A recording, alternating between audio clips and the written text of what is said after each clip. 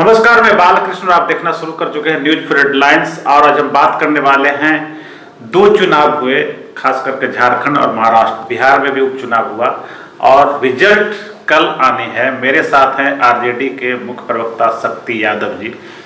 क्या कुछ होने वाला है? एग्जिट पोल कुछ और बता रहा, आप क्या कहें? 23 तारीख को मतगणना होगी। मतगणना में तो स्थिति एग्जैक्ट आ जाएगी। महाराष्ट्र में या फिर झारखंड में भाजपा तो दूर दूर तक दिखाई नहीं पड़ रही है। चुनाव आयोग ने कई तरह की सहायता पहुंचाई है भारतीय जनता पार्टी को।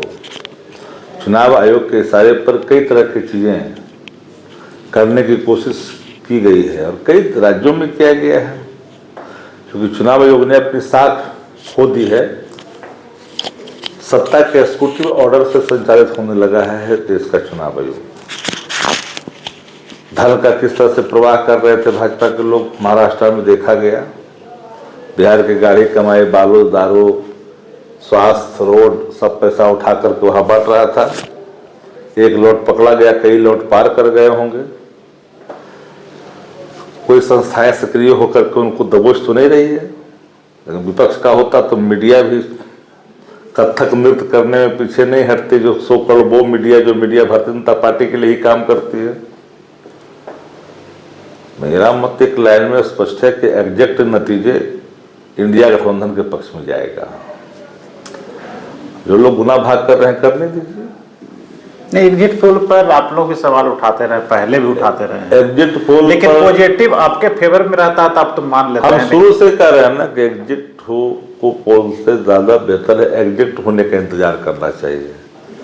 आजकल एग्जिट पोल भी कई तरह से किए जाते हैं, कभी को खुश करने के लिए, कहीं के अधिकारियों को प्रभावित करने के लिए, कई तरह की बातें होती कई जगहों पे। तो मेरा मत है कि बहुत किसी को इसमें जाने की आवश्यकता नहीं है और सीधे तौर पर महाराष्ट्र में और झारखंड में इंडिया गठबंधन की सरकार बनेगी। झारखंड में क्या? झारखंड में कहाँ भाजपा है ये नहीं है। डबल अंक में चल जाए तो बड़ी बात है। तेजस्वी जी काफी मेहनत किए, लाल तो अपने स्वाभाविक सीटों पर मदद करते हैं, ईमानदारी से करते हैं। जन आकांक्षाओं की पूर्ति के लिए कमिटमेंट का जो होता है उसको पूरा करने के लिए हेमंत सोरेन सरकार ने वहाँ काम किया। तो बातों को स्पष्ट तौर पर गाँव घरों में जाइएगा, देखिएगा, उसको लोग मानते हैं। लेकिन जिस तरीके की स्थिति पिछले चुनाव में आपकी आरजेडी का रहा झारखंड में, आप पिछले बार भी उतने सीट पर लड़े थे, इस बार भी लड़ रहे हैं, एक ही सीट पर जीते थे। इस बार क्या स्थिति? पिछले बार हम कई मामूली अंतर से कई सीटें हमने खोई है। इस बार ज्यादा अंतर से हम सभी सीट जीत रहे हैं। मतलब इस बार उस पिछला का बदला ले रहे हैं? हाँ, सभी सीटों को हम लोग जीत रहे हैं, भारी अंतर से जीत रहे हैं। महाराष्ट्र की बात अगर करें तो महाराष्ट्र में जो स्थिति है, शरद पवार के बारे में कहा जा रहा है कि इस बार मजबूत है, लेकिन एग्जिट पोल उस तरीके से दिखा नहीं रहा है। तो मजबूत कितने हैं? एग्जिट आ जाएगा तो सरकार अघाड़ी की बन जाएगी। कितने आशान्वित हैं आप, मतलब कितने %? 500%।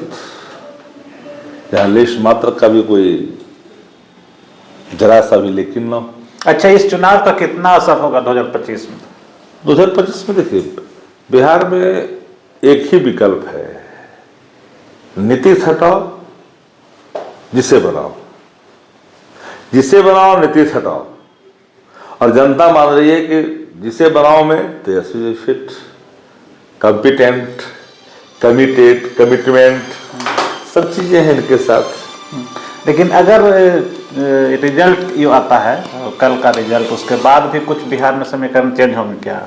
अब क्या होगा? चाइनीज माल का और नीतीश कुमार की कोई गारंटी नहीं हुई है, माफ करिएगा, कोई गारंटी नहीं। लेकिन फिर भी अगर सॉफ्ट अगर होते हैं आपके तरफ तो क्या 25 के पहले? फिर भी और अगर मगर के राजनीति में कोई स्थान ही नहीं होती है।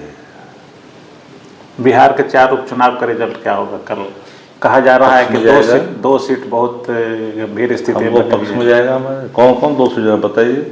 बेलागंज के बारे में भी कहा। बेलागंज हम 100% नहीं 500% जीत रही है। राजद आगे बढ़िए। रामगढ़ की भी, रामगढ़ हर हाल में जीतेगी, जितना मृत्यु सत्य है रामगढ़ राजद जितना सत्य है। कहा जा रहा है कि वहाँ यादव वोट नहीं पड़ा आप लोग को। अब जो लोग बोल रहे हैं उनको बोलने दीजिए, पिछले बार भी ऐसा ही बोल रहे थे, बोलने दीजिए, चुनाव तो जीतिए रहे ना वहाँ।